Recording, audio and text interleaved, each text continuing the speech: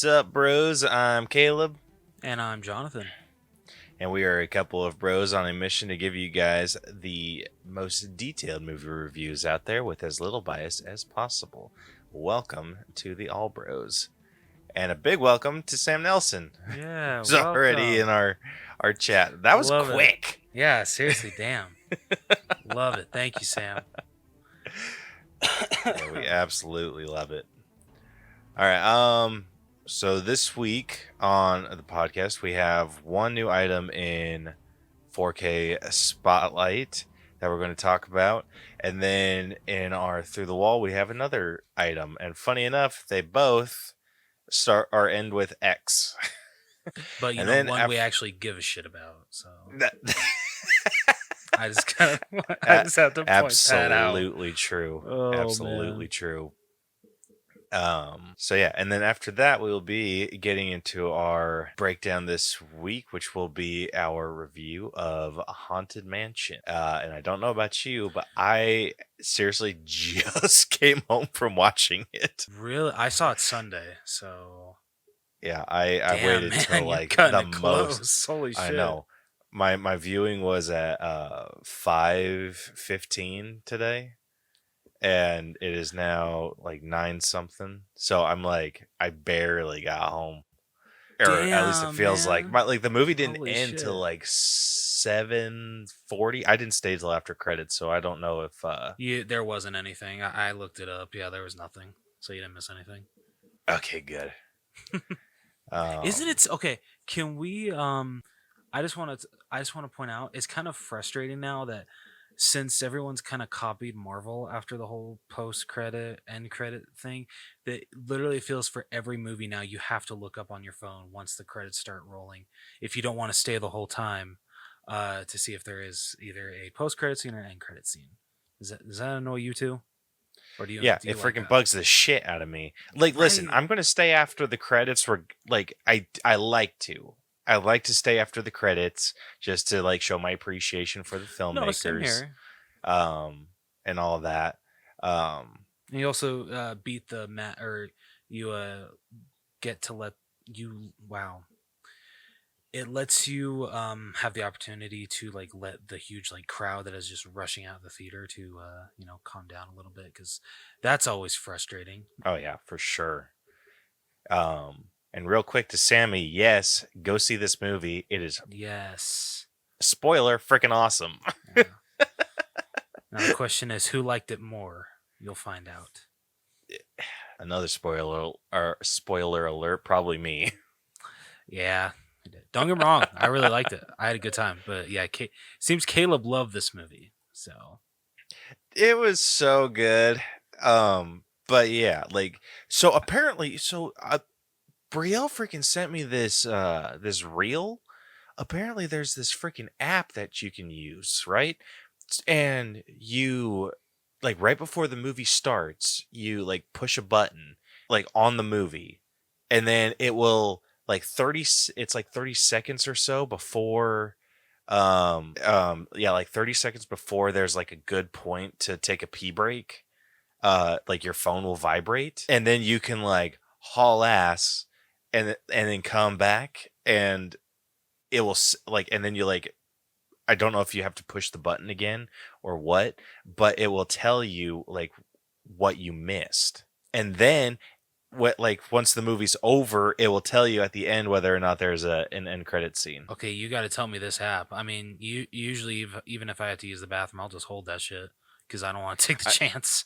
I know, me too. Me too. But like I want to see how accurate it is. Dude, seriously.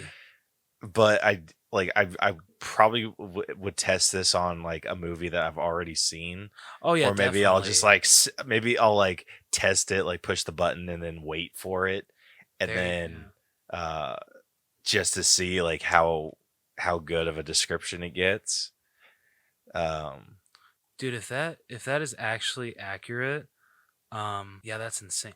Sierra, what? yeah, You what just in thought the the Barbie actual was hell? meh? You thought Barbie was meh? I'm offended. Rude. Barbie was amazing. Yeah. I don't know what the hell you're talking about. Damn. Uh, Um, so I'm yeah, not with like him.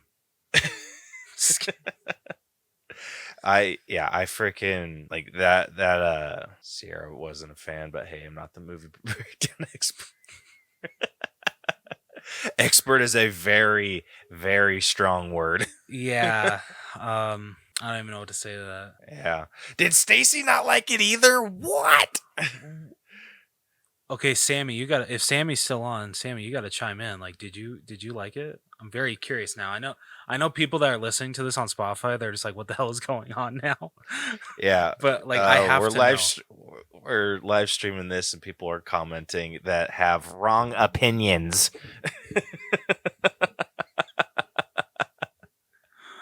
Oh damn. Yeah. Oh Um shit. Wow. yeah, anyway, what was I saying? So yeah, I'll let you know the name of that app. I Yeah, don't remember it off the because top of my head, but it you know sounds what pretty app I killer. miss? Okay, of course it's not an app that's gone away, but do you miss on? Well, okay, there's no Cinemark out there. But do you remember when Cinemark used to have Cinemode that you could like turn on, and if it would keep your phone on silent, and then after the movie ended, you turned it off and you got like rewarded for it. Yeah. I wish that they brought that back after COVID. Like I get, like with the whole like oh my god, like the movie program that they have now at Cinemark. I can't believe I'm forgetting it considering I'm a part of it. Um but yeah, I kind of miss that kind of stuff. Yeah.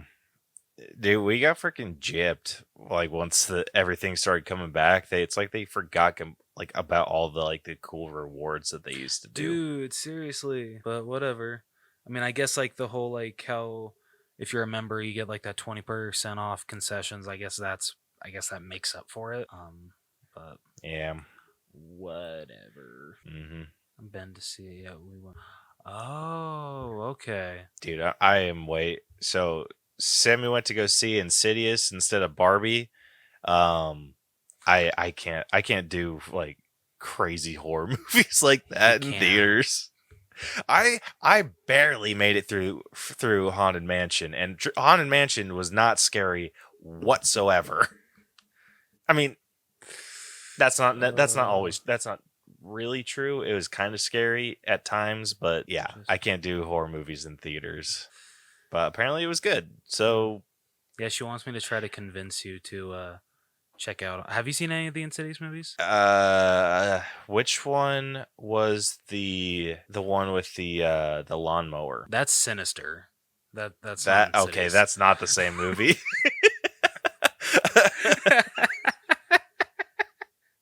Dude, I know exactly what you're talking about. Freaking when I first saw that movie, that scene, I had to turn it off. Like and I did not go back to that movie for a couple months. It took me a little bit to actually go back and finish that. And that's saying something for me for how much I love freaking horror movies. So yeah, Sinister is probably the scariest movie I've ever seen. Considering that I had to Insidious? stop. No, not Insidious, Oh, Sinister. Sinister. Okay, I was Yeah, the like, one. dude, like no way in hell I'm watching it then. No, no, the lawnmower movie. Yeah, dude, freaking considering I had to stop halfway through and then at a later date I had to come back and watch it. Yeah, no, scariest movie I've ever seen, honestly. I mean, fair. But the Insidious Yeah, movies that are movie really jacked me good. up. Like you really I should don't know watch if them, I don't dude. know We if should I watch it on can. big screen. Come on. Dude, that. I tried, Sammy. I tried. Yeah, absolutely the hell not. That is another movie that I watch on the end of my bed with my feet towards the wall so no one like comes and grabs my feet, lights on, like Oh subtitles, like shit! all that good stuff. Oh Like my no god! way in hell. Holy shit! Yeah. No. So anyway, getting into um not getting into. So yeah, we have our 4K through the wall, all that we're going to get into.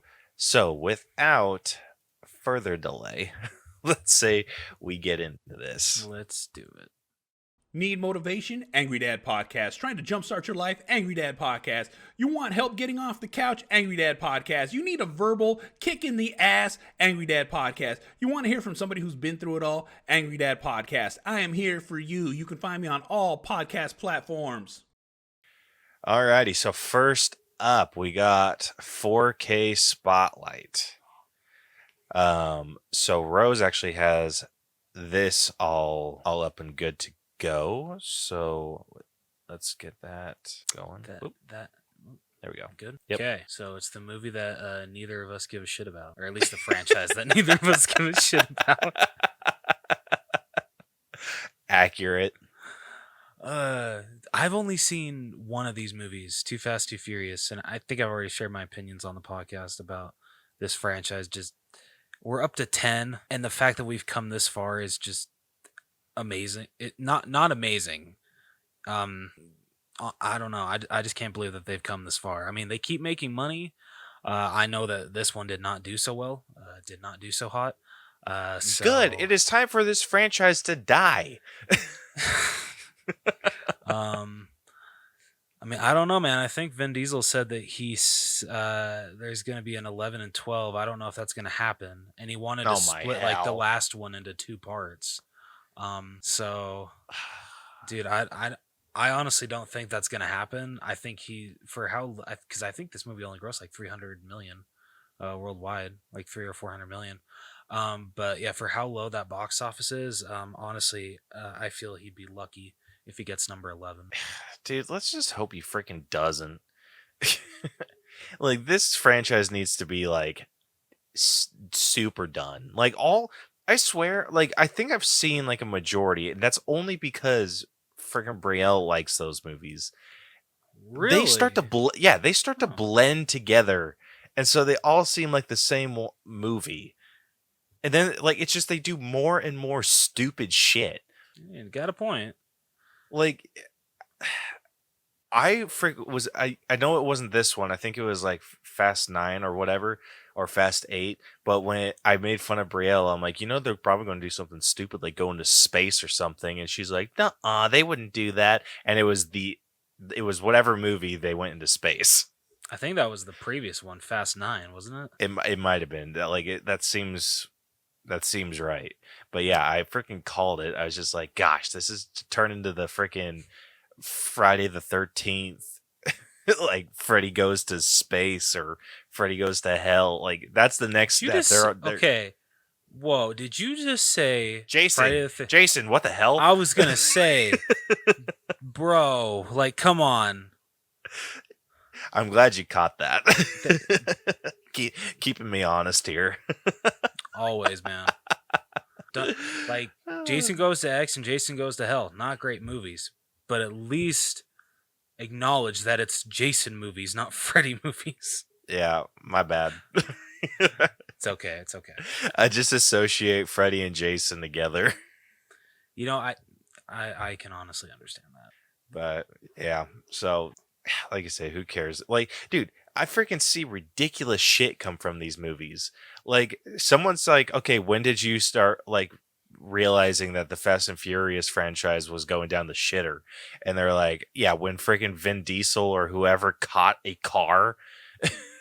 Dude, they should have, like, I don't think it should have even gone this far, but they should have stopped with Furious 7. Like Paul Walker's last movie.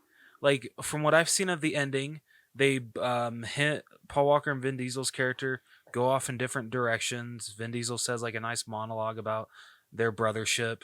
It was nice. I never watched the franchise, but it was a nice moment. That's where it should have ended. Mm-hmm. That's exactly where it should have ended. I think that was like the last one I saw in theaters. Actually, I think it was the last one I've seen, period. But yeah, like, I was like, okay, finally they can put this franchise to rest. And nope, we got 3 more movies after that. With a 4th on the way. Like, freaking what? The only thing that looks fun about this one is that Jason Momoa is playing the villain, and you can just tell that he's having the time of his life. So, oh, yeah. I'll Absolutely. give the movie that. Like, at least Jason Momoa is having a good time. Yeah. That usually is a pretty decent recipe for a good time, at least. Yeah. Maybe not good movie, but like you'll enjoy yourself. Yeah, exactly.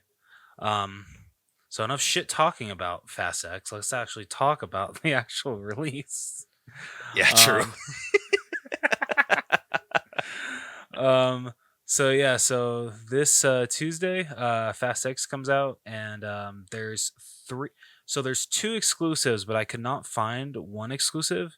It's a Walmart exclusive, and it's so plain. It's just a different slipcover, as far as I'm aware. And it's like, I think it's the teaser poster. It's a black background and then it just says Fast X. That's it. Lame. Yeah, right. I agree. But so this is the bare bones 4K release. Blu-ray is literally the exact same. So I didn't even bother to include it. Literally the only thing different is that this up here I think is, wait, no, I'm sorry, no, it's the same shit. No, this is still blue. But yeah, no, this is still gray. Yeah, so exact same. So it's literally just the poster. And then the other exclusive is the Best Buy exclusive steelbook, which I will say I appreciate with this, that they actually kept up with the design from the other Fast and Furious movies that they came out with this exact same setup for steelbooks. So at least it will actually look complete with the other steelbooks, and it won't look like freaking off and stupid. And at least they will all match up. Yeah. I will say I don't hate this cover. Like it kind No, of has like the classic Fast and Furious vibe. it does. I can definitely agree with you there. I also appreciate that with all of them, they put the actual like number in the top corner. I like that. Yeah, that's fantastic. I will say I wish they actually used like a picture of a real car. Like Fair. why does that picture look so fake? Yeah. And Like the also, coloring and everything like fine, whatever, but like if that's not a picture of a real car, that just feels awkward. yeah, fair enough. I know I'm not a car guy. Yeah, I mean it looks fake. Like It zoom in does. on it if you can. I'm not tech savvy like Caleb. I was blurry as hell. That looks super fake. Yeah, I stand by it. They should have gone with like a real car. Is the license plate say car sick? Can I zoom in? I don't think it's like really gonna help, but like, yeah, that looks like car sick. Kind of okay. All right, That's so dumb. that's quite a license plate. All right, whatever.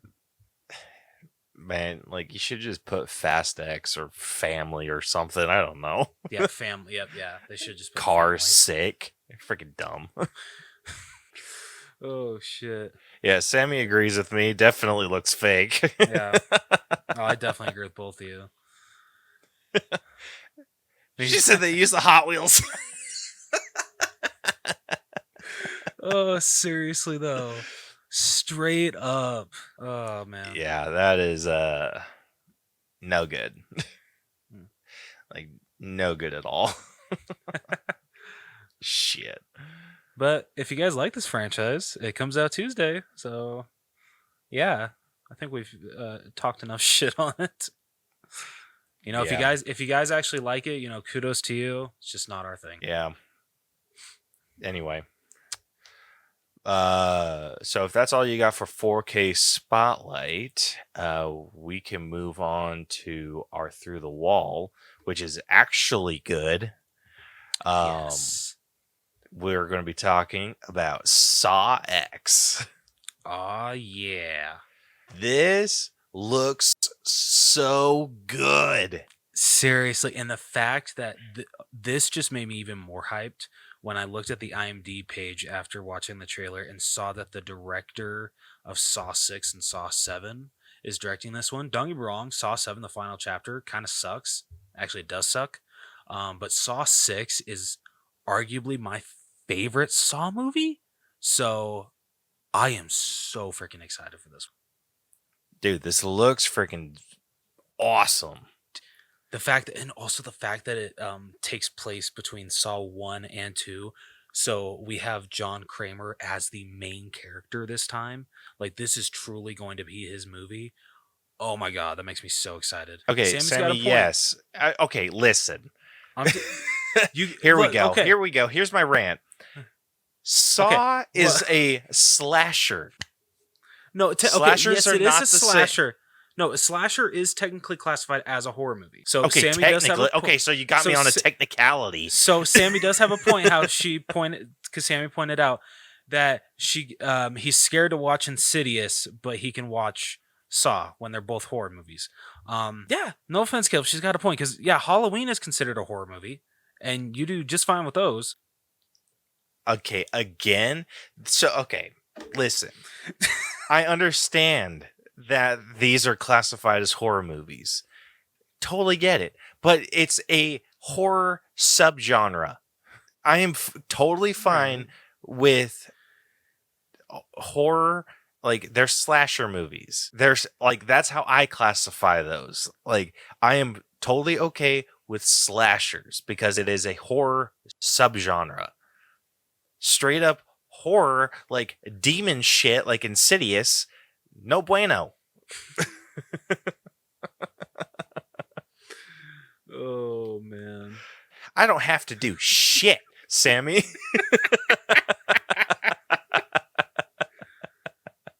Don't worry, Sammy. I'll make sure he watches them. Next time I come out, Caleb, those are the 4 movies we're watching. Or is it 5? I can't remember. Sammy's at 4 or 5.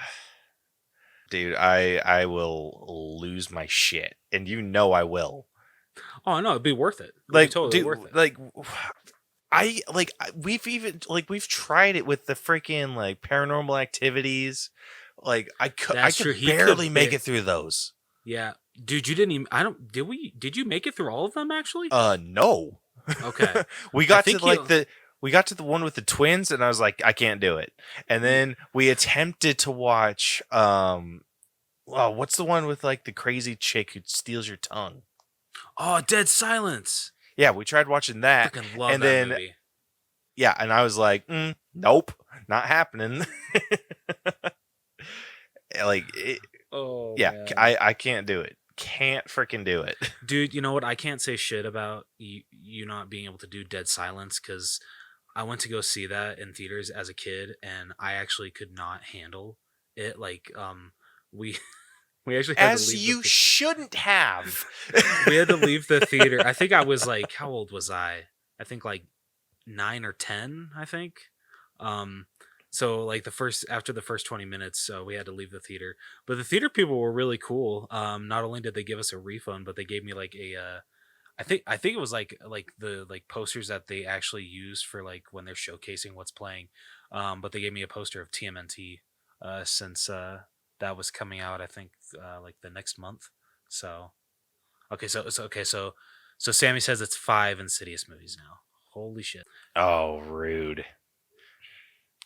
The shit I will do for a guest, though.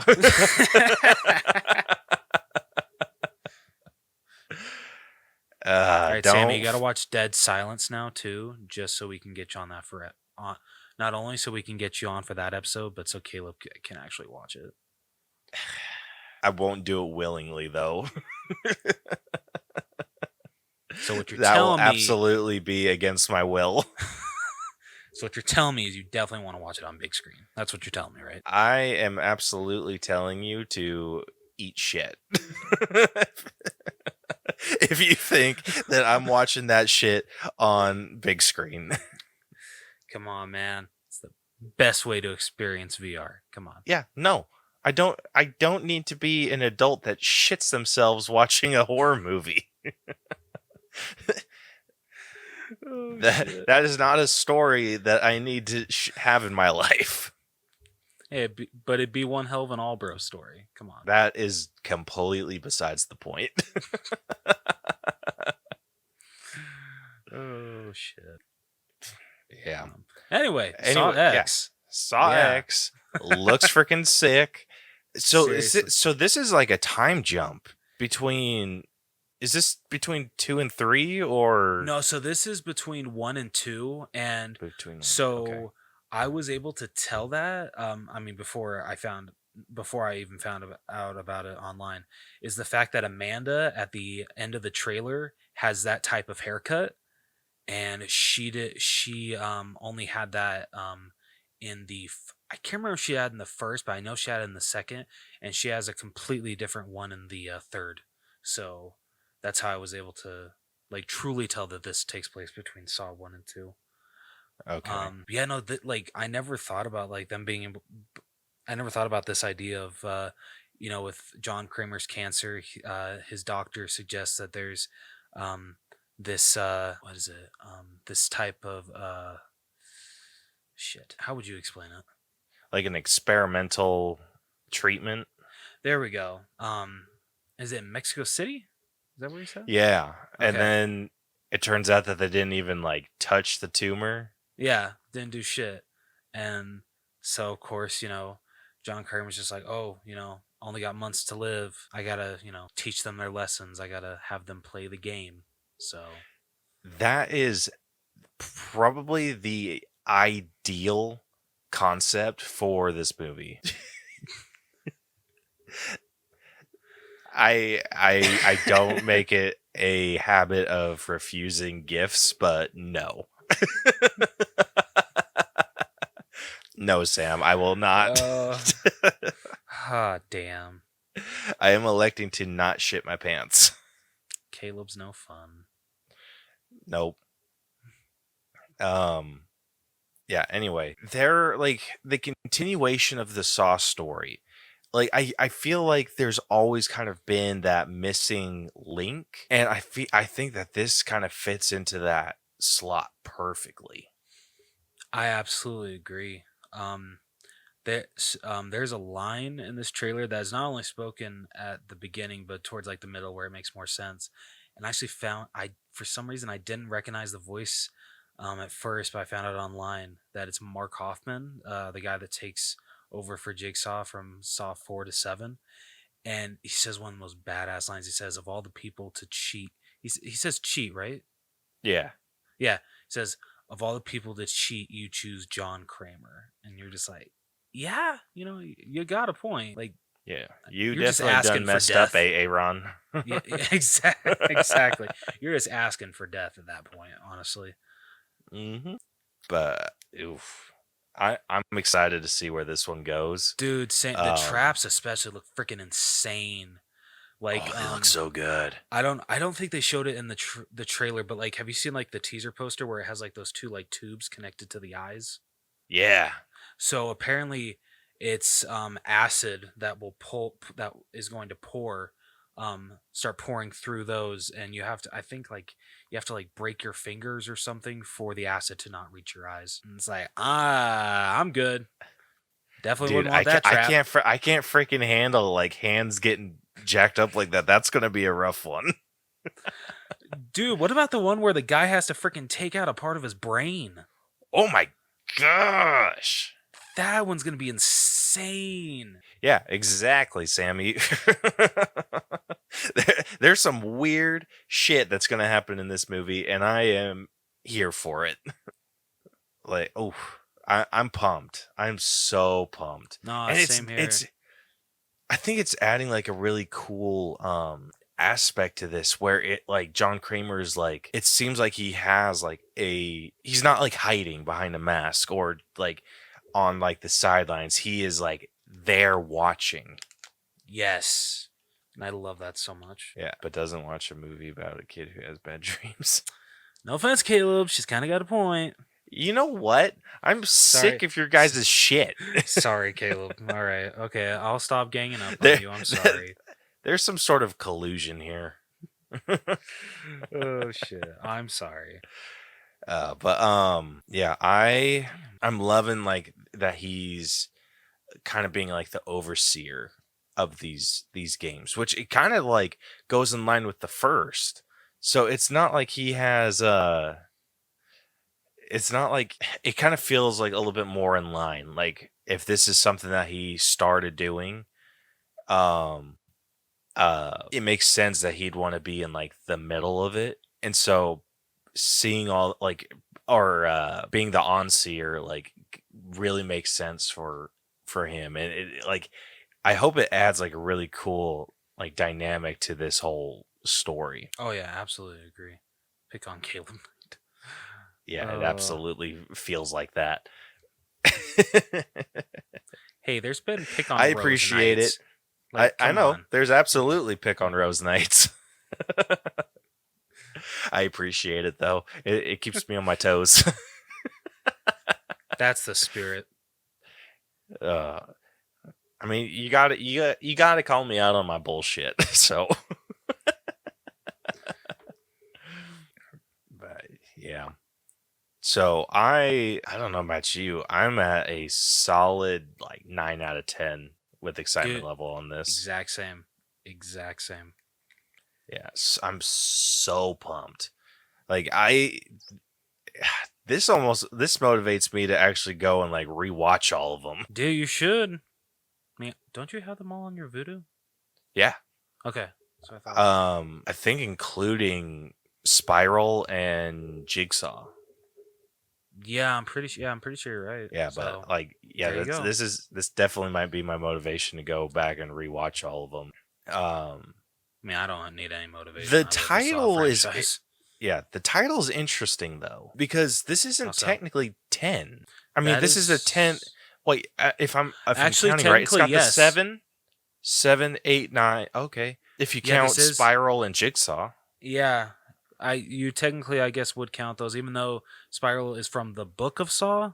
It still counts as a Saw movie, I guess. So yeah, technically, this is Saw 10. Yeah, I mean I know it's like the Book of Saw, so it's like its own like side story, but in that, John Kramer was like a real person though. Yes. This is just like going off of someone else was like inspired by him and whatever. Okay, so okay, Because I'm I assuming I can get behind this then. It kind of makes I- everything like canon now, which is kind of No, it cool. does. Because I'm pretty sure Spiral takes place. I don't know how long after, but I'm pretty sure after Jigsaw. It doesn't take place in between Saw the Final Chapter and Jigsaw, as far as I know. Yeah. I'm trying to remember when that one takes place. I know it takes place after John Kramer's been dead for a while because Dude, John Samuel L. Jackson's character like was one of the investigators on that. Yeah, dude, the fact that freaking John Kramer's been dead since the third movie at the end, and they've been able to just carry this franchise on since then it's honestly amazing. Yeah. I mean, they've made it work. They've made it work. They definitely made it work. And what's cool too is like the guy who plays John Kramer looks exactly how he did in the Seriously, first two. Tobin Bell does not age. Doesn't seem like it, or they just like, hey, he's dying of cancer. What you gonna do? Like, of course he looks a little older than he should. That's a good point. It's like because the last time we saw him, I mean, we've seen him a couple times, like in flashbacks and shit. But yeah, like I'm so pumped. I freaking love the twists that's the Saw movies put out. Obviously, there's some better than others, but like I love that I was never able to call what was going to happen in the Saw movies. Like I still freaking geek out about the first one. Like when he like just stands up and like walks out, I was like, this is freaking dope. Right? Oh, love it. Yeah. So super excited for this. Can't wait for it to come out. But yeah, anything else on this? Because I No, I don't got anything. yeah. All right. Well, with that, let's say we get into this week's headliner. Let's do it.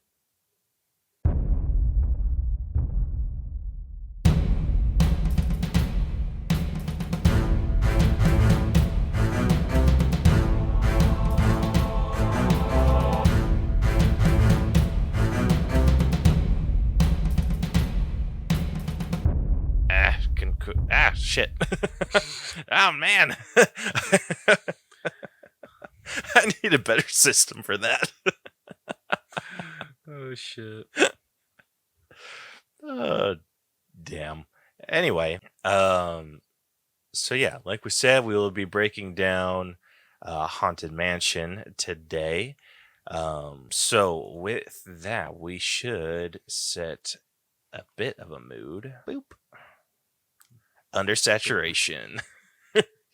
Because it is a The spooky way movie. he says that, we should set a mood.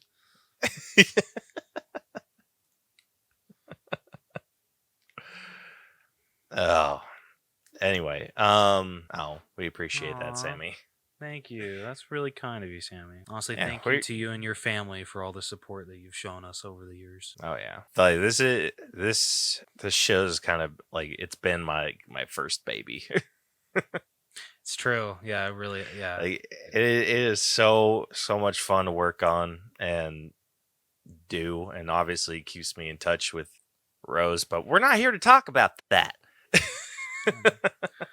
God, Sammy tries to get all sentimental and Caleb shuts it down. Yep, Wow. exactly. That's Caleb for you. No offense. And none taken. All right. Anyway, we did ask a question of the week. So the question of the week that we asked, and we couldn't really think of anything else to ask, but it was just, who was your favorite Haunted Mansion ghost? And we did get a couple responses. So we'll kind of go back and forth and say some of our favorites. I don't know if we have enough to do like 5 each, but we'll just list off as many as we can. So I will go first. Over on YouTube, we have Abby the Muppet Girl, who said the Hatbox Ghost. It's always a fan favorite. Always a good choice. Oh yeah, classic choice. So yeah. Anyway, Rose, what do you got? For me, coming from TikTok, we got Cobra Kyle, and he said whichever one isn't played by Jared Leto. Damn. Roasted. Dude, I don't know about you, but I couldn't tell at all that was him. Dude, not even a little bit. Not like only once he in had. Sorry, go ahead. No, like I was just saying, like once they, I mean, obviously they had the art that looked like him, but like the past pictures and shit. But like, yeah, that was you couldn't even see him, and the voice was just so distorted too. Like it didn't sound like him either. Dude, yeah, right? Yeah, like if someone would have told if I didn't know that was Jared Leto coming in, like yeah, I never would have guessed. If no one ever told me that was Jared Leto playing the Hatbox Ghost, never would have guessed it. Same. Like I couldn't tell by the voice. I couldn't tell by the look. I'm surprised that they got Jared Leto to do that at all. Like they could have just done like a CG with some rando voice actor. Seriously, like why pay a high paid actor? No, I'm not trying to sound like an asshole here. But I am. Okay. You could have saved yourself a big old paycheck. And it's Jared Leto. A lot of people have a love-hate relationship with that guy. I could really care less about Jared Leto. Like not in a bad way. It's just like I'm so indifferent about him. Like he does some weird shit and like which is whatever a lot of actors seem to, but I don't understand why they would go through the trouble of hiring a big name like that just to do a very heavily CGI'd character. I agree. Like in that situation, we're not going there because it's Jared Leto. We're going there because it's the freaking Hatbox Ghost. Exactly. Yeah. So I completely understand that comment. Sammy didn't see the question this week. You still have time to answer. Yeah. Like we don't have 10 answers to go off of, so feel free. Yeah. Like we said, favorite Haunted Mansion ghost. Yeah, but my next response comes from a Cody McKenna on Instagram who said Madame Leota. Ooh, always a good choice. Excellent choice. But okay, here's a question though. Jamie Lee Curtis's Madame Leota, or I mean, I don't know if they're talking in the ride, but for me, Jamie Lee Curtis's Madame Leota or Jennifer Tilly's Madame Leota. Ooh, That's a tough one. right? I loved them both, but Jennifer Tilly, there's Dude, I gotta give it to Jennifer Tilly. I loved her so. I love Jamie Lee Curtis too, but Jennifer Tilly just freaking. I gotta say, she slayed in that role. I gotta say it. She slayed in that role. Careful, Rose, you're letting your bye show. Sorry. I'm sorry. But yeah, like I said, excellent decision with Madame Leota, classic, and whatever whatever version you're talking about is an excellent choice. But Jennifer Tilly is the correct answer.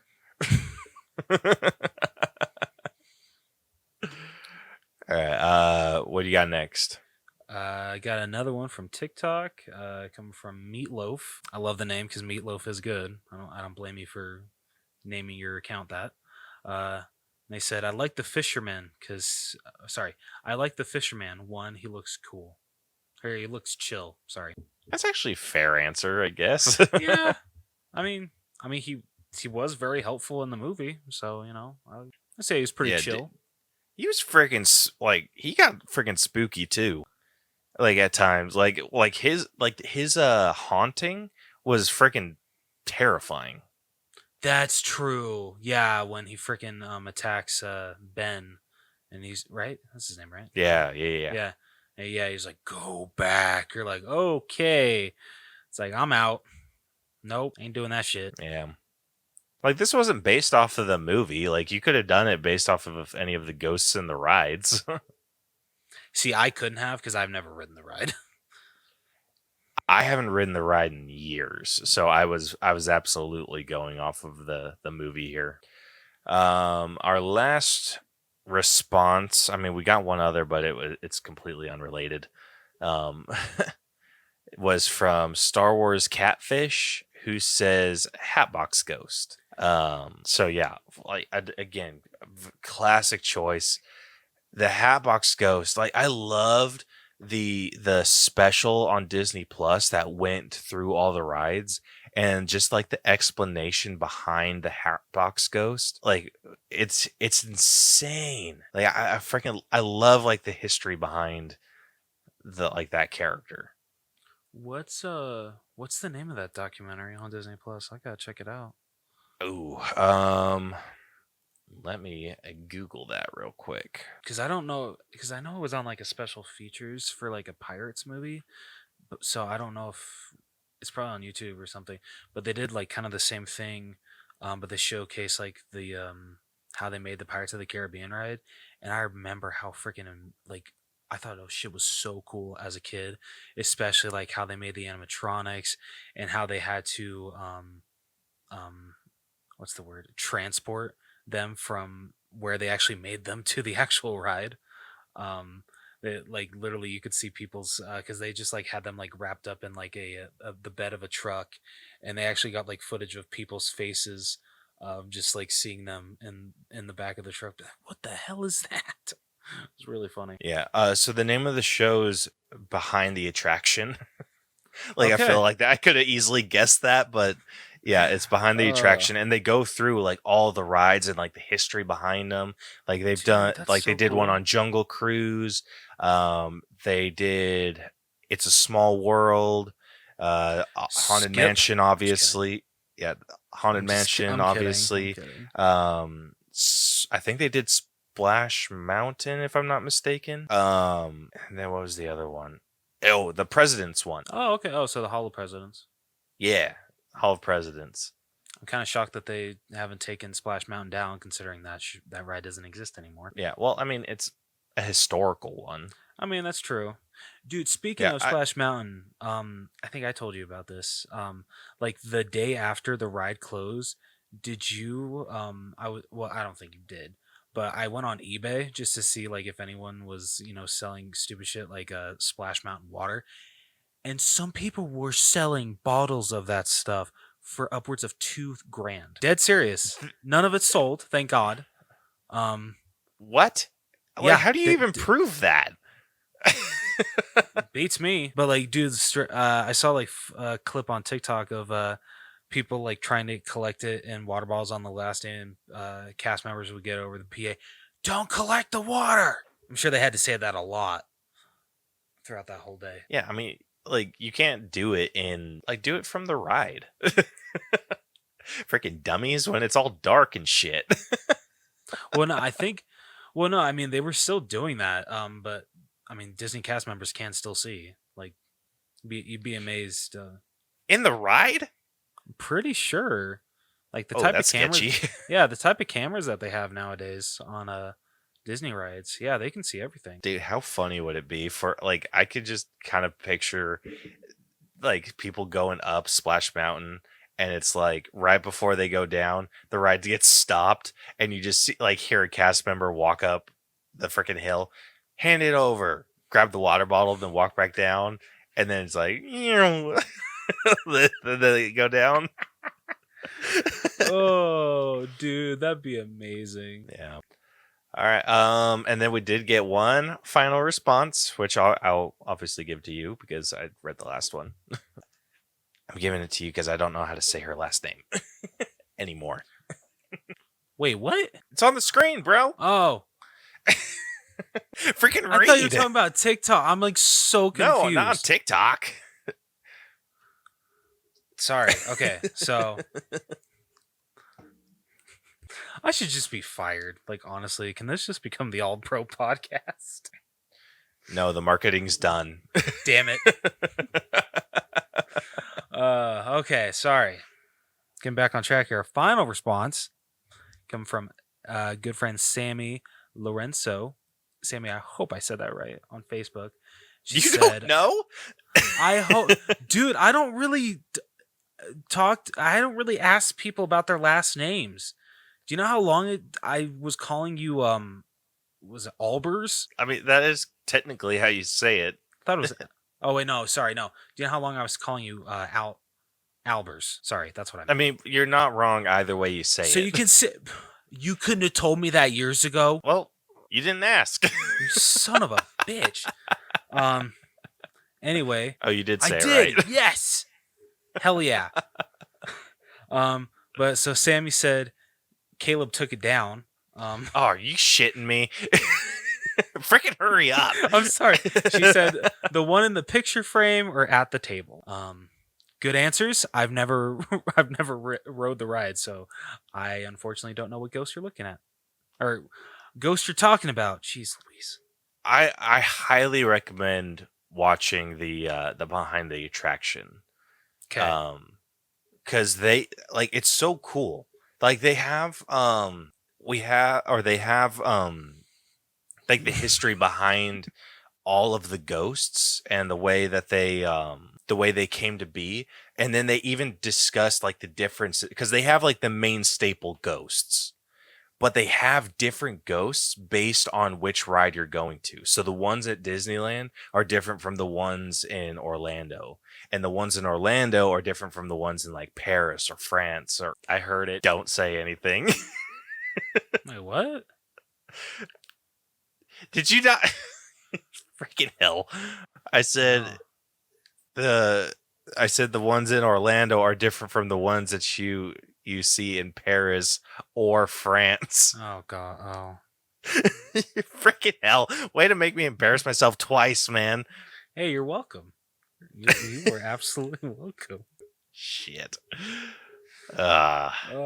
This is truly pick on Caleb episode. Yeah, I mean, I freaking did it to myself. At least that go around. But yeah. Anyway, every location has location specific ghosts. So I know that like they have some in Japan, and like all Disney locations, they have different style of ghosts, which is super cool. And they kind of go into each discussion, and it's cool. Like just like I love hearing about like the architecture behind those rides, and It is always cool. Yeah, and like the process between like of building something like that and how they have to adapt it for different locations. Like it's freaking crazy. Yeah. Like each haunted mansion looks different too.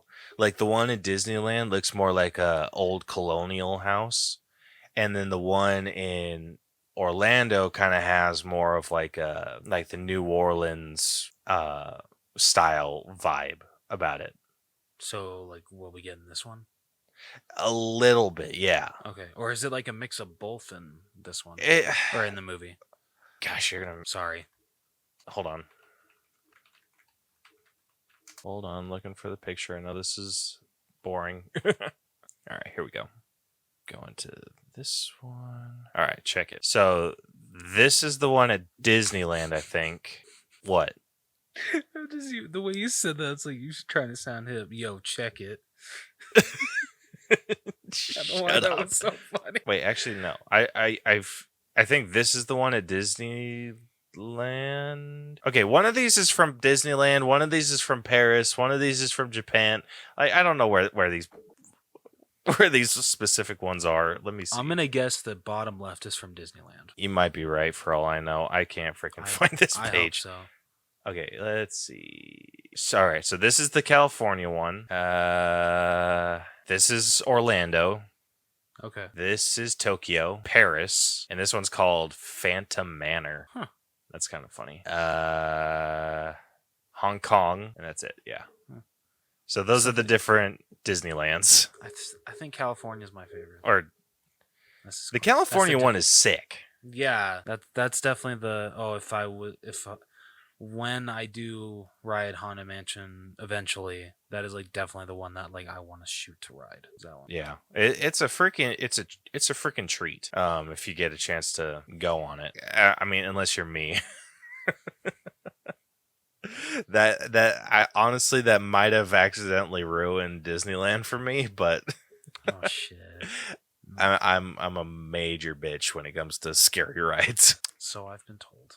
Anyway, thank you to everyone that answered our question of the week. We really appreciate Thank you. your responses. But yeah, without further ado, let's actually get into this week's breakdown. If you are new here and don't know how our breakdown system works, we have split movies into 8 different categories that we individually score to come to a final All Bros letter grade. The 8 categories that we score are story, writing, acting, character development, effects, music, costumes, and then we give it our own personal score at the very end. All of those numbers get magically added up and spit through our algorithm and give us a letter grade to compare this movie to others of a similar grade, as well as a percentage that doesn't really matter, but it is kind of fun to see how these end up ranking. So, without further ado, if you have not seen Haunted Mansion, it's a good one. You're probably not going to want to listen to this if you don't like spoilers. So, you have been properly warned. If you listen past this point and anything is spoiled for you, it is your own damn fault. So, without further ado, let's get into our favorite segment we like to call Reading with Rose. With Sure 2 isn't my E's. favorite segment. Too bad. All right, shit. I already had it pulled up and I lost it. Okay. Ben Mathias, an astrophysicist developing a camera to detect dark matter, meets and marries Alyssa, a ghost tour guide, and becomes entranced with her belief in the supernatural. After Alyssa dies in a car accident, Ben gives up his career and continues to run her ghost tour. Years later, single mother Gabby and her son Travis move into Gracie Manor to turn it into a bed and breakfast, only to learn that it is haunted with ghosts. Ben is visited by the priest and exorcist, Father Kent, who hires him to photograph the ghosts. Ben is initially incredulous until he returns home and is haunted by a ghost mariner who forces him to return to the mansion. Ben learns that Gabby, Travis, and Kent have also fallen victim to hauntings, forcing them to stay in the mansion. Ben and Kent recruit Harriet, a psychic with legitimate powers, and steal blueprints to the mansion from haunted house historian Professor Bruce Davis. The group finds a hidden seance room, and Harriet manages to contact the spirit of Gracie, who leaves a written message instructing them to talk to the legendary medium Madame Leota. Upon trying to do so, a mysterious entity forces Harriet out of the house. Bruce arrives shortly afterwards and becomes haunted. The group stay at the mansion, where they proceed to look for Leota's ghost. Ben goes into the attic where he runs afoul of a ghostly bride and finds a locked trunk. Upon examining the contents, they find a crystal ball which houses Leota. Leota reveals that William Gracie bought the mansion and recruited Leota to try and contact the spirit of his dead wife Eleanor every night for a full year, releasing hundreds of ghosts into the mansion before an evil entity tricked Gracie into taking his own life and trapped Leota inside her crystal ball. Harriet attempts to perform an astral projection for more answers, but ends up sending Ben out of his body, who discovers Gracie as well as the evil entity, the Hatbox Ghost. The next morning, Bruce takes Ben to get a sketch artist to draw up the Hatbox Ghost and identify him as Alistar Crump, a rich heir who killed his fellow socialites out of revenge for his father's abusive behavior and the death of his mother before being beheaded himself by his mutinous servants. Crump proceeds to lock the mansion down, but Ben, Kent, and Travis manage to escape. They find Crump Manor, which has become a historical site, and learn from the mariner who followed them that Crump needs someone to willingly give up their life and become the mansion's 1000th spirit in order to escape the mansion. Travis finds Crump's hat, which they can use as part of a ritual to banish Crump back to the afterlife. The three make it back to the mansion where Ben and Kent rescue Gabby, Harriet, and Bruce, but Crump burns the hat and plans to use Travis's grief over the loss of his father to have him come to the other side. Ben finds Travis and manages to convince him to let go of his father as they and Gabby confront Crump in the graveyard.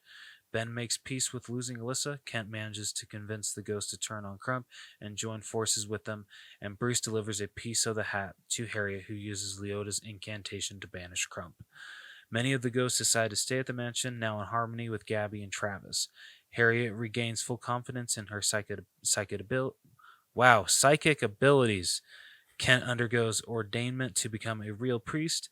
Bruce maintains his newfound friendships, and Ben goes back to teaching and adopts a stray cat named Tater Tot, a nod to his wife's love for the snack. The group reunites on Halloween for a party at the mansion with the Happy Haunts. Fantastic. Dude, this, like, just kind of getting straight into the story, this was a really well done story. No, I can definitely agree. Like, I don't know the story of the ride. I don't know how that story goes, but that story's more like it's open for interpretation. They don't really have like a set story in line. okay. I mean, they kind of have like something that they walk you through a little bit, but it's more or less just to enjoy the ride.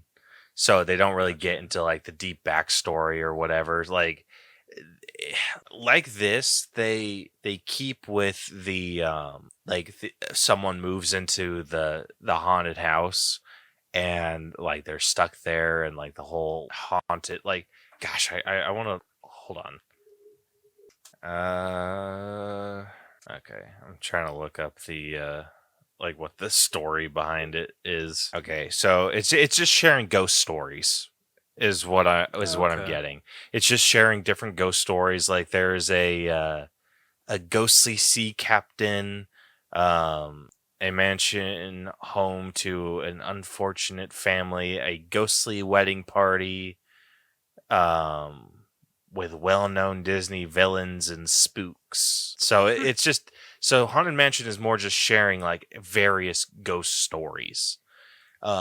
So like you get to see like the sea captain, obviously. Like they share that story and they share a bunch of other stories. So there isn't any one dedicated ghost in the Haunted Mansion ride. So what this basically did is they took all of those or all of they took all of the No, I'm not bored. I'm just tired, Sammy. Sorry. I don't mean to keep yawning. oh balls, what was I saying? It's what this did is it kind of like changed the lore behind the Hatbox Ghost, because I think the Hatbox Ghost was just another ghost in the Haunted Mansion. Like there wasn't anything special about him. So they them turning him into like a main character or like an antagonist was a Yeah. really well done idea. I agree, considering that whenever I don't know, I feel whenever someone thinks of the Haunted Mansion ride, that's usually the number one ghost that everyone thinks of is the Hatbox Ghost. As you can see from our question of the week, that was a lot of people's favorites. Yeah. And like a well deserved favorite. That they worked so hard on like mastering that ride. Like it's insane. The illusion Like is incredible. oh yeah. But yeah, like I loved what they did, that these people are all um stuck to a house because like the ghosts like can now follow them and whatnot, and like be haunted, and it's drawing them near to basically serve the Hatbox Ghosts ultimate plan. Yeah. um but yeah, I thought that was like, it was really well done, and it's interesting too because it's like these people can leave, it's just they'd be haunted if they stay away for too long, Yeah. which is really cool. Like like I love this concept, and like the execution of this was amazing. Like I loved how it kind of opened up with like a really heartwarming interaction between Ben and his future wife, and then how it grew from there, and all of the different ways that they incorporated that, like that story.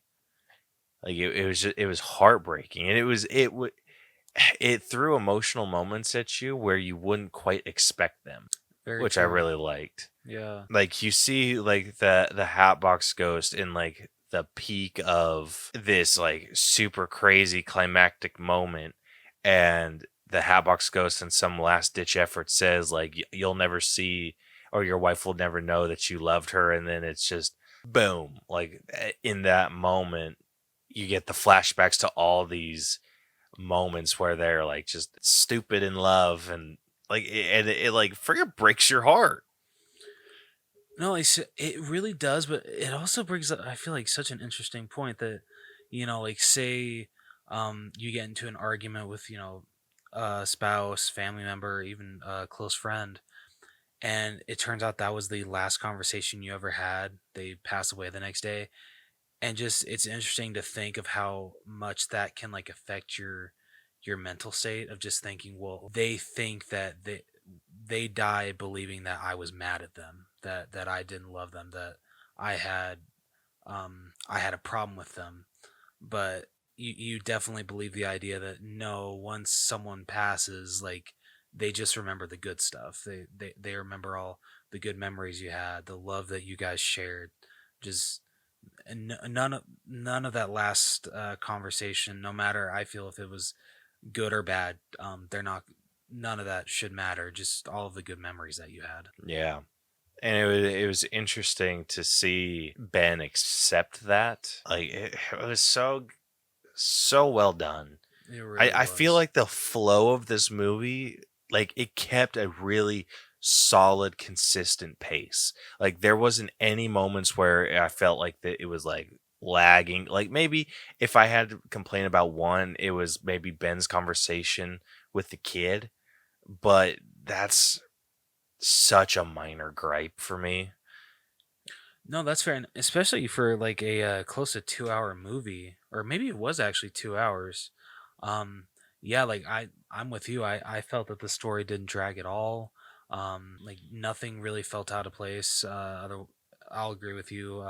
Ben's conversation uh, with the kid did maybe drag on for just a little bit. But yeah, no, like I said, for a 2 hour movie, especially like a haunted mansion 2 hour movie, all the story beats made sense. Every character's motives, everything that they did in this movie made absolute sense for the characters that it sets up at the beginning. Yeah, no, like overall, this is a pretty damn good story. Yeah. Um I don't know like exactly where I would put this. I don't think I've quite cracked the 90s for this. I would agree. I would say that this is definitely above average.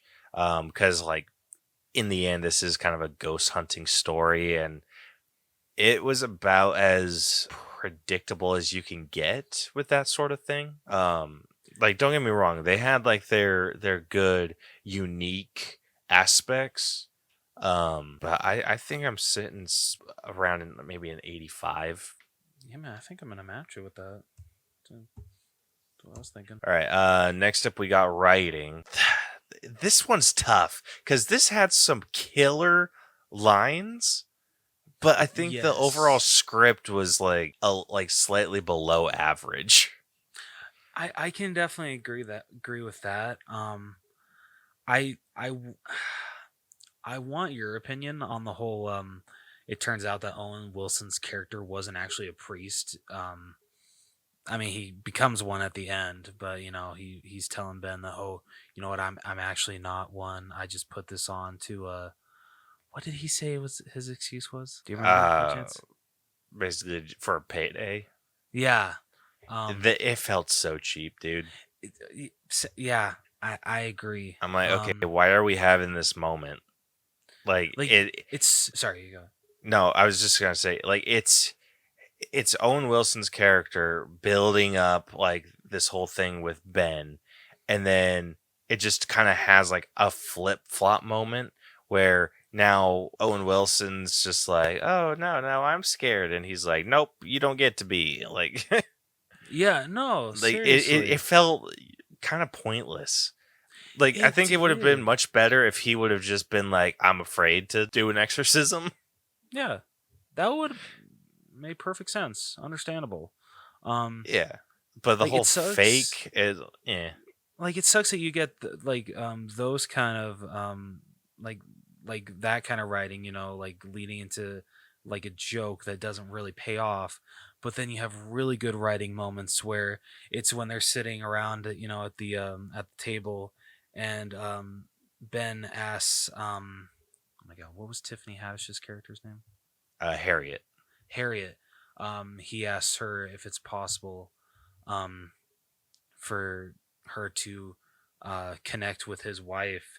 Um, she says that she's not able to and everything. But then I think in the next scene, she explains why she's not able to, and how she passed over peacefully, whereas there's other ghosts that aren't able to, and there's a reason behind it. But she was able to go like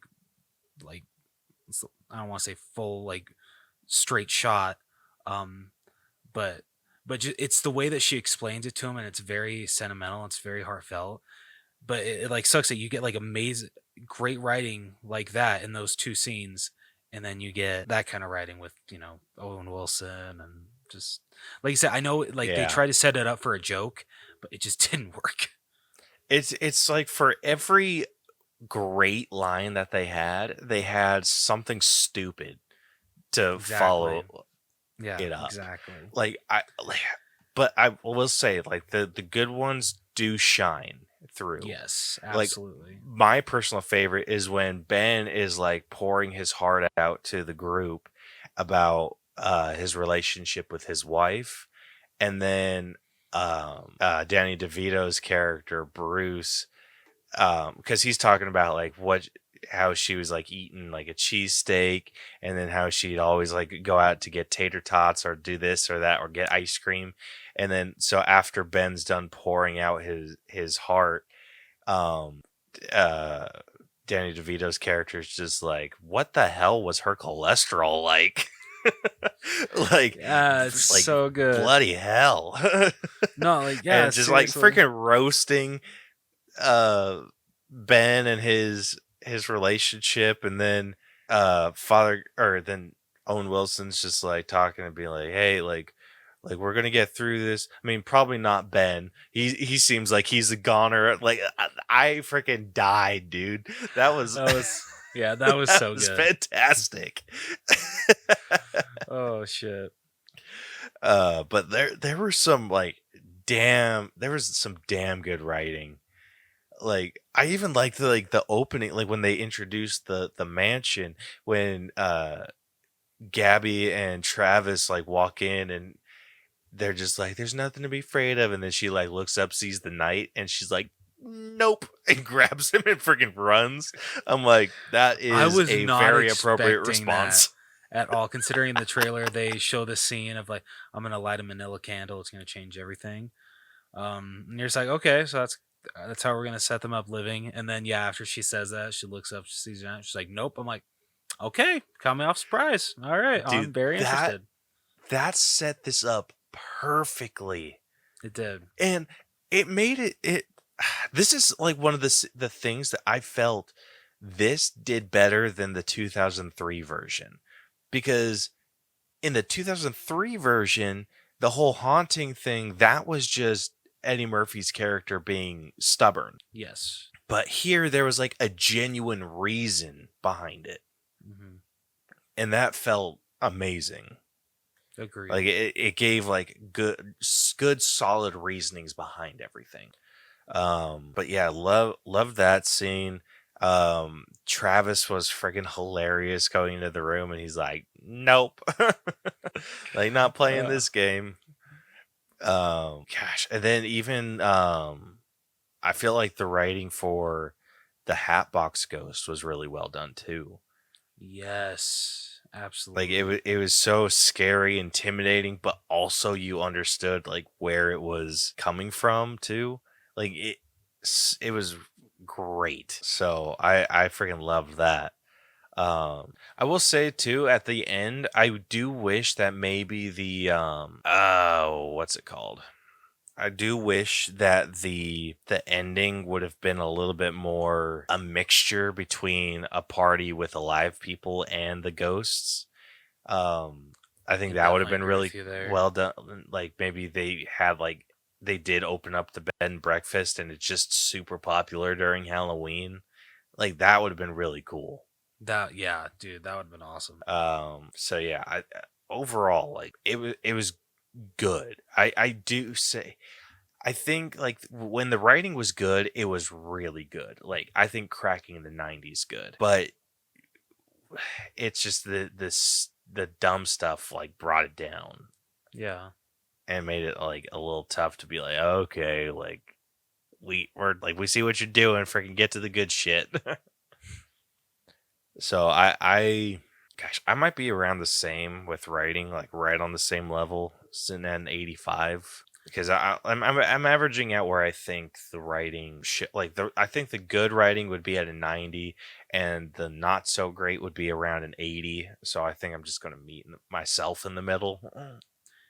Yeah, man, I gotta agree with you on this one too. Damn. Yeah, you're absolutely right. Okay, moving on over to acting, we have Lakeith Stanfield, who plays Ben Matthias, Rosario Dawson, who plays Gabby, Owen Wilson, who plays Father Kent, Tiffany Haddish, who plays Harriet, Danny DeVito, who plays Bruce Davis, Jamie Lee Curtis, who plays Madame Leota, Chase Dillon, who plays Travis, Jared Leto, who plays Crump or the Hatbox Ghost, and then I'll say that's it. Okay.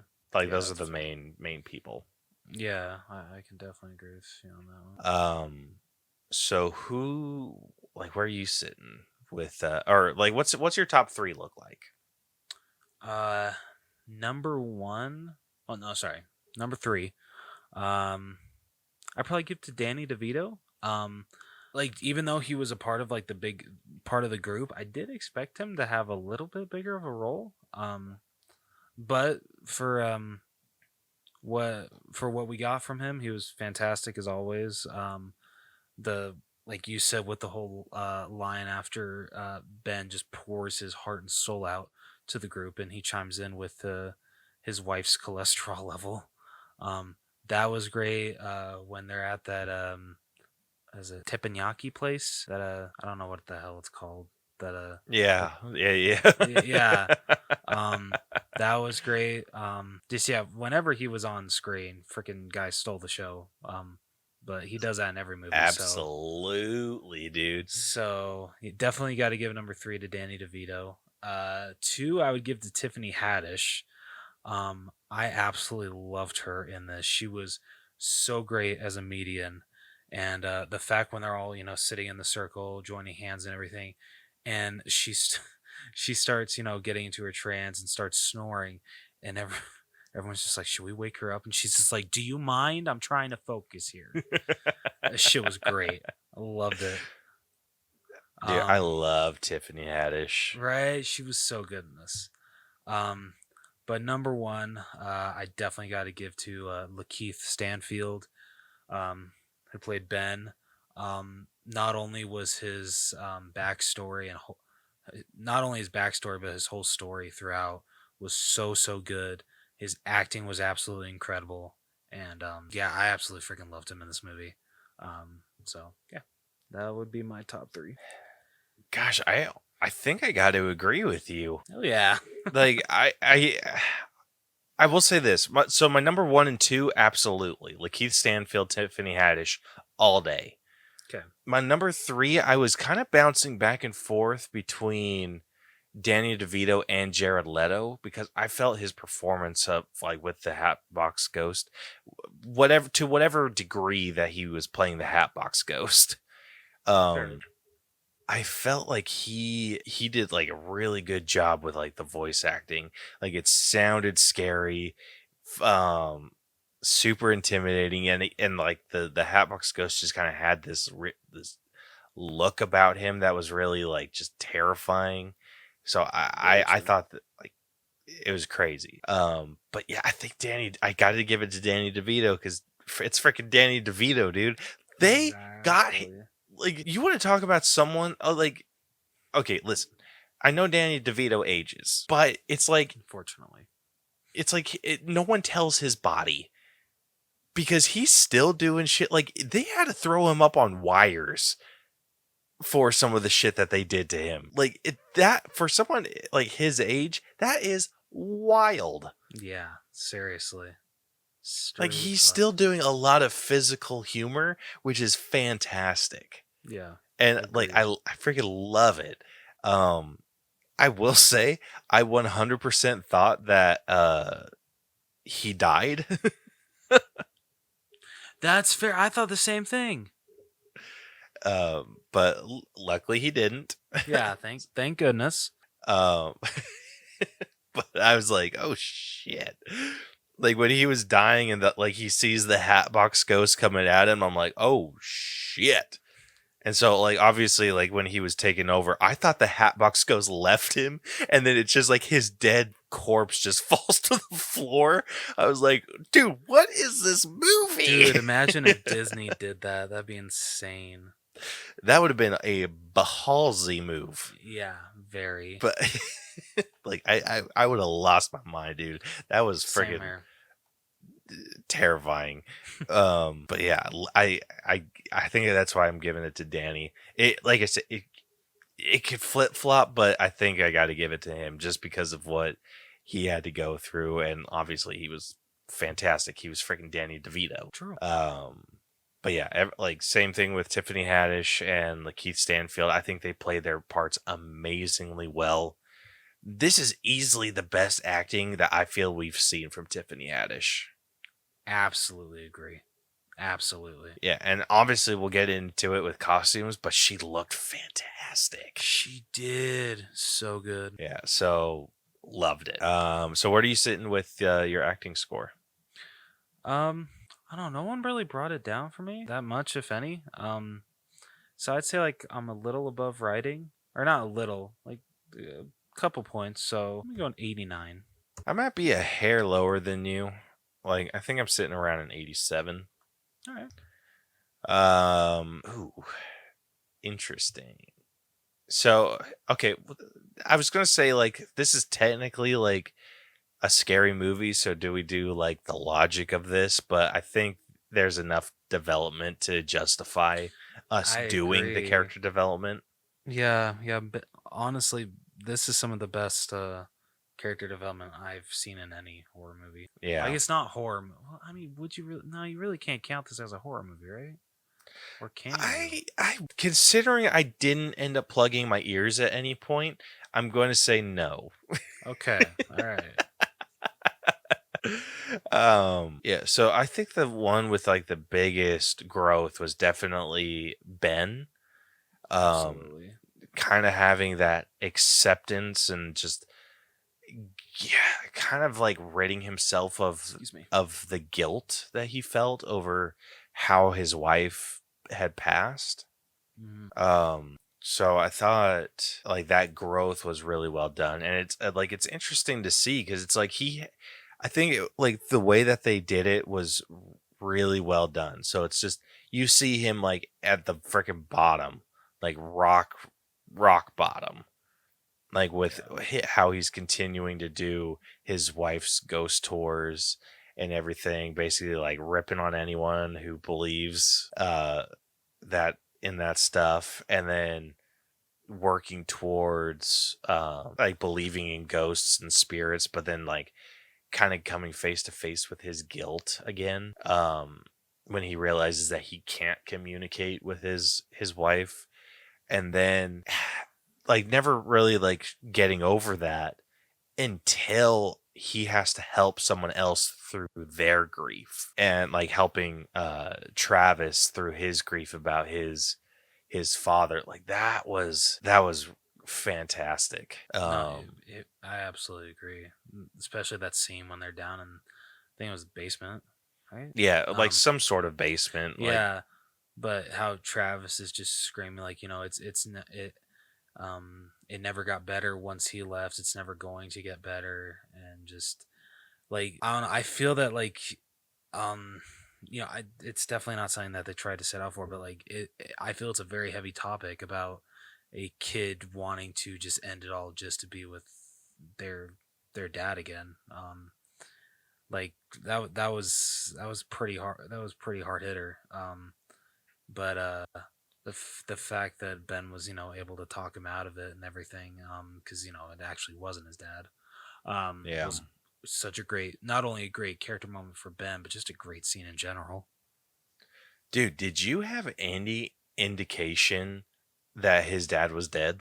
No, That was a freaking shock to me too. yeah, I was like, oh shit, okay, wow, Like usually I feel like I'm freaking able to gut call that. punch. Yeah, I know. I felt like I was like I'm usually able to call shit like that out, Hmm. but I think they pulled it off like well enough that I didn't quite see it coming until he was like, "I'm going to like stay and talk to my dad." And then he just like opens up a notebook. I was like, "What the He said, oh, Oh okay. no. Oh no. This is going to go horribly." Because yeah, during this, I'm like, wait, I doubt that they have any cell service out here. Like, there's no. I'm like, I know, that's what I oh, thought too. I was just like, this seems like an odd time to call your okay, I get it now. Yeah, I flipped out like real bad. Yeah, that emotional gut punch. Super emotional gut punch, man. Like, oh. So, where are you sitting with character development? I don't know. For the most part, I feel it was pretty solid. It wasn't like anything like groundbreaking, but overall, like I thought it was a really good character arc for our main character Ben. So I think I'll be like slightly above my my writing and story, so I'll go like an 86. I am actually going the opposite direction. Oh, Um, actually, I might be going down to like an 83.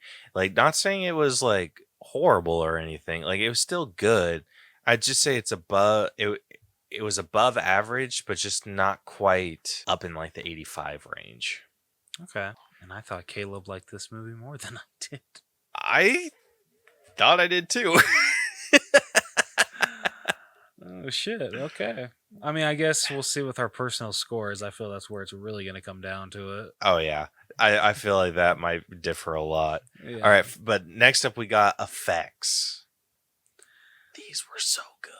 Yeah, I thought these were. I mean, I will say that because like the glow around the ghost is blue, and so it reminded me a lot of Ghostbusters Answer the Call, of how the ghosts look in that one, which I'm totally Yeah. fine with. I'm actually okay with because I love how the ghosts look in that movie. Um, Yeah, they so did look really good. right, so yeah, not only how just the um how like the other ghosts looked, not the main ghosts. Um, those look great, but freaking the Hatbox Ghost looks so freaking good. Like holy shit.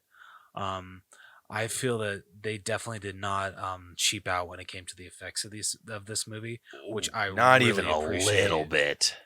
I Oh feel you yeah, can't dude. with a Haunted Mansion movie. Yeah, like this is definitely one where their budget shows, but Yes. it's done well. Like it's the way that I'm looking at this is like with Madame Leota. I loved that. I'm like I you get to see her in and out of her little crystal ball, but when she's in it, she has like this otherworldly vibe about her, and you can tell that they did some like CG enhancements on her face. Mhm. Yeah, I don't know honestly, exactly what they did, but if I didn't know, I honestly wouldn't have guessed that that was Jamie Lee Curtis. At least when she's in the same. ball, like when Yeah, she's in like real life, yeah, I can definitely tell it's Jamie Lee Curtis. But yeah, in the ball, like no, even her voice, like you can definitely tell she disguised it a little bit. Um, yeah, I never would have guessed that's Jamie Lee Curtis. dude. Even outside of the crystal ball, it didn't quite sound like her. That's fair. That is fair. Like it was very few and far between like the moments where I was like, "Oh yeah, that is Jamie Lee Curtis." But in the crystal ball, I was like, "I'm having a real tough time seeing her." Yeah, right. I mean that's good. Like that Oh yeah. I appreciate that they, definitely tried to change they definitely tried to make her not look like Jamie Lee Curtis to where everyone was just like, "Oh yeah, it's Jamie Lee Curtis. It's not Madame Leota." Like they actually tried to make her look different than what she usually looks like. Yeah, I really appreciated. Looked really good. I appreciate the hell out of that. And like it's nice too cuz it like what you just said, it does kind of separate the actor from the character. Absolutely. So I think that worked out really well in its favor. Agreed. But yeah, all the ghosts looked amazing. I'll say this, like I'll throw in like the paintings and stuff. The paintings that you see are really freaking scary. Dude, seriously, especially like the guy with the axe. Oh yeah, Like I mean, dude. I wish that we wouldn't have seen it in the trailer when Ben's walking through the hallway and each picture of that guy keeps changing. Yeah. I real like I get, they wanted to show that in the trailer to, like really get people hyped for this movie. But like I wish that the movie was the first time we saw that cuz like that is such a great scene. I love that. Agreed. Dude, one of my personal favorite, like at least when it comes to like the paintings, was the one of the bride at the beginning. Ooh, That yeah. painting was scary. Yeah, that shit was terrifying. Yeah, I love that. And then like when you see her scene later when Ben's going into the attic and you see like the pictures of her and all of her ex-husbands and then like Ben would walk past it and then their head would be gone and I was like, "Oh Dude. shit. Oh shit." And then like when Ben is like sitting there and he like looks at the mirror and he sees that his head is gone. It took me a second to realize what he was like doing. I was like, "Okay, what's up with this?" And then I noticed his head was gone. I was like, like there were so many times where I like gasped in Yeah. this movie because I was just sitting there like, "What's going? Oh no." Oh, like yeah, this shit got wild, and I loved it for that. It was so good. Gosh, one scene that I wasn't expecting to look as good as it did is when Ben was running like through the ghost realm. Yes. Yeah, that looked great. Yeah, like that was it was just as like I think this is where it like matched the ride really well. Where the ride they're trying to like jar you. So like Mhm. kind of throw off your sense of direction because they're constantly spinning you. Like things are doing like weird stuff, and so it's like it's Yeah. disorientating if that's the word. But like it's I thought they did like fantastic with that. Absolutely agree. I mean, overall, the effects were like rock solid. I mean, obviously, you They get like the were. obvious CGI with the Hatbox Ghost and some of like the other ghosts, but I think they did a decent job. Like, at least making it look as real as they could. Oh, the Yeah. freaking like I forget what like which ghost it was, but the one with like the bulging eye.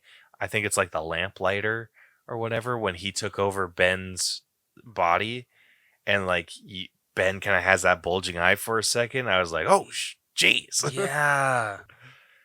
Like the effects were solid in They this. were. Agreed. Honestly, this might have cracked the 90s for me. Like I thought Yeah. they did a really good job. I am I docking agree. for the CG rubberiness though. All right. Fair. So I think that's gonna keep me at like I think it's gonna keep me like at a 90.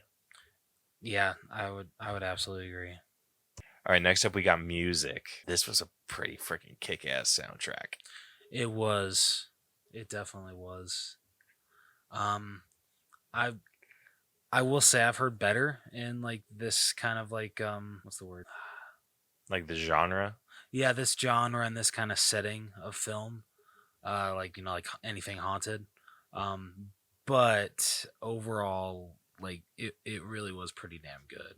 Like nothing that I mean, I wasn't like humming any of the tunes leaving the theater. I mean, you don't get anything that you're just like, oh, I can sing along to. It's mostly just like humming main themes, stuff like that. Um, I mean, I kind of got that near the end, like that final song a little bit. all Like right, that's kind of been fair enough. like it's interesting because it's like that's not the song that got stuck in my head. Like when I left for like whatever reason, it was like it was a completely different song. Which one? It was like the spooky skeletons one. Oh my god, oh, I love that. And like I Love said, that. I don't like no idea why that was the one that got stuck in my head, but it did. All right, it's a good song. um Yeah, but I love the incorporation of like the New Orleans style music. Yeah, yes. Oh, absolutely loved that. Yeah, Like when so the good. movie opened and showcased the setting was going to be New Orleans. I'm like, yeah, I'm in. Oh, this is going to be great. Dude, same here. Dude, that made me want to go to freaking New Orleans for a funeral. Dude, seriously. Like yeah, like it got me freaking pumped. Like I was just like I was in it. I was Yeah. ready to freaking go. Oh, I love Um it. Gosh, music wise, I don't know where I'm sitting with this one. I think I'm like leaning more towards an 8. I'd be like at an 8.5. I can go 8 or 9. I'm at an 8. Sorry, Okay, I can I can't do absolutely that. meet you there. Like that one 100% makes sense. All right, next up we got costumes and bro, So good. these were fantastic. Like I'm thinking like Madame Leota's, dude. Holy Yeah, shit. dude. Hers. I already forgot her name. Haddish's character, Oh, freaking Harriet. Harriet. I loved her. Dude. Yeah, loved hers. They're Um, just like their aesthetic in general was like off the hook. yeah, agreed. What else? Dude, I really dug Lakeith Stanfield's look. Yes, I agree. Yeah, he looked Like great. he kind of had like a like from Princess and the Frog, Dr. Facilier, or like kind of that like vibe. Dude, can you imagine if he was chosen for the live action version of Oh, him? I would That is lose my perfect shit. casting. Perfect. Dude, he nailed that look. Like, I'm almost bummed that it got used. It's like it's already used in this movie because I'm like that would have translated so well because he has that like just that aesthetic about him in this where I'm He like, dude, he does. could have easily played Dr. Facilier Yeah, he really could have. like in a freaking perfect world like easily would have been cast. But oh man, I was pumped to see Yeah. him. like I loved his look like so much. Like I liked him better with the longer dreads than I liked his short hair. Dude, same here. Yeah. Like, don't get me wrong, he looked Like, good with short hair, but dude, those he freaking looks so dreadlocks were cool. killing it. Oh yeah, like he looks so cool. Everyone else, I mean, they kind of had like basic costumes, but I mean, I won't talk it too much. Like, I mean, Rosario Dawson, like her outfits were nice, Yeah. like well put together. But I mean, those it's Lakeith Stanfield, freaking Tiffany Haddish, and Jamie Lee Curtis were the standouts, and Absolutely and agree. I'll also say the Hatbox Ghost was a pretty decent Yeah. standout too. Yeah, definitely. Like I dug what they did with that whole look. Like they translated it well because I don't think you ever see him with his head on. Like you only see his head inside the hat box. So I thought like that looked incredible. It did. Gosh, do we dare go up to a 10? I mean, I can give it 10. Yes. Part of me is like somewhat. You know what? If a 10 I mean, feels strong for me because I'm sitting at like a 9.5. But if you're giving it a 10, I can give it a 10. I'm more at like a soft 10. I was trying to agree with you more. I'm more at a 9, man. Sorry. Why are you apologizing? It's your score, dude. Cause you know me. Come on. All right, last up we got our own personal score. All right, you want me to take this one? Yeah.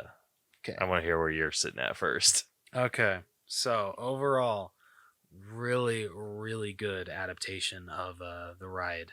Like I said, I've never rode Haunted Mansion at Disneyland or Disney World, any of those places. But um, honestly, if the ride's atmosphere is anything like this movie, then sign me up.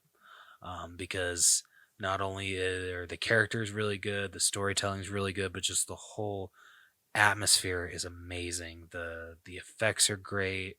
Um, this is a really good movie that is based off an attraction. Um, so I think I'm sitting. I think I'm sitting at 83. That's fair. That is absolutely fair. Honestly, I'm just a couple points higher than you. I'm sitting at like a solid 85. You know what? I was gonna I'll say give it if a you were couple. below. I'll give it a couple bonus. I'll give it a couple bonus. I'll sit at like an 87. I Okay. enjoyed the hell out of this movie. I went into it already kind of a little anxious because I was afraid it was going to be like super scary. It was like the perfect level of scary for me. There was no cheap jump scares, which I think that alone deserves the freaking bonus points. Um, Fair. so I appreciated that there were no jumps or not no undeserved jump scares. The story was really well done, like pacing was good. Like everything about this was really solid. It wasn't like the best in the world or anything, but it was really good and like it was fun too. Um I really enjoyed how fun this movie was, like in the end, and how heartfelt it was too. Like I feel like they can get super distracted, like trying to go scary, that they fail to give us like a solid story, and this just kind of proves that you can kind of have both. That's a good. Yeah, that's true. So yeah, I'm gonna sit at like an 87. All right, well with that, uh, that actually concludes this week's breakdown. So going through the categories real quick, starting off with story, we are sitting at a very sturdy 85. Same thing with writing. Acting got a couple points higher, sitting at an 88. Character development was the kind of the lower point of this, sitting at an 84.5. The effects averaged out to a 90. Music, we agreed, sitting at an 8 because really good. Costumes sitting at a 9, just shy of 10. And then our personal score averaged out to an 85. So, with that, the final All Bros letter grade for Haunted Mansion 2023 has come out to a. Oh, hold on. Gotta scroll down. A B plus. Hey, not bad. Not bad at all. So it is sitting at an 86.56, which in terms of B plus, it was real close to not cracking B plus. Our cutoff is 86, and like I said, this got an 86.56. So it was seriously a half percentage away from being in the B range. Damn, that's crazy. Yeah. So going through, let's see. Need to set the chart. All right, where are you? Okay, right here. All right, so Haunted Mansion, like I said, sitting at an 86.56, puts it on the exact same level as Scream 2022. Okay. Yeah, I can absolutely get behind that. Yeah, I can. Yeah, I can as well. Going what it's below first, it's sitting below Frozen 2, which is at an 86.59. Okay. It is below In the Heights, which is at an 86.81. Okay. It's below Nightmare Alley, which is at an 86.87. It's below Nobody, which is at an 87. And then it is below Halloween 1978, which is at an 87.06. And I'm okay with that. All right, going the opposite direction, it is sitting above Black Adam. Yes. Yeah, which is at an 86.5. It is also above Evil Dead Rise, which is at an 86.43. All right, I'll accept it. Yeah. It's above Captain Marvel, which is at an 86.25. Wow. Okay. And then it is also above Spider-Man Homecoming, which is at an 86.22. Wow. And then finally, it is above Nightmare on Elm Street, which is at an 86.12. All right. Yeah, I am not upset about this ranking whatsoever. Yeah. Yeah. Honestly, I don't think I am either. That's a pretty damn good ranking. Not gonna Yeah, lie. that's a super solid ranking. Yeah. One of the more like the less controversial ones we've had recently. Yeah, it's true. Yeah, that is very true. So maybe that's why I like it so much. It Fair. yeah. But anyway, unless you have anything else you want to say about this movie, other than go Nah. check it out. Yeah, I got nothing. Okay. Well, we appreciate everyone that interacted with us today or listened to this episode. Thank you so much for being a part of the things that we love to do Yes. and putting up with our BS. I thought he was gonna say the Albros family. Honestly, for a minute. I mean, that too, I guess. Oh, okay. All right. I let him say that too. Sure. Just passes it off. Okay. Damn. Yeah. So, if you like this episode, want to check out more of our stuff, be sure to follow us on all social media. We are on Facebook, Instagram, Twitter, TikTok, YouTube, basically anywhere that you can find anything. We are at the All Bros. You can also catch all of our episodes. If on your favorite podcast hosting site, we are basically everywhere. Big shout out for Sam Nelson for harassing me this episode. Freaking love it when that happens. Man. So yeah. So next, or yeah. What? I feel like I missed a thing. You can also check out our website, tinyurl.com/the Allbros. Where you can find links to everything that we do. Next week, we will be breaking down Teenage Mutant Ninja Turtles Mutant Mayhem. Yes. So we are excited. Oh yeah. We are super excited. We're so excited. We're making next week an entire week of Ninja Turtles Yeah, buddy. on everything. So be prepared for that. But until then, this has been the All Bros podcast. I'm Caleb. And I'm Jonathan. And we will catch you guys next time.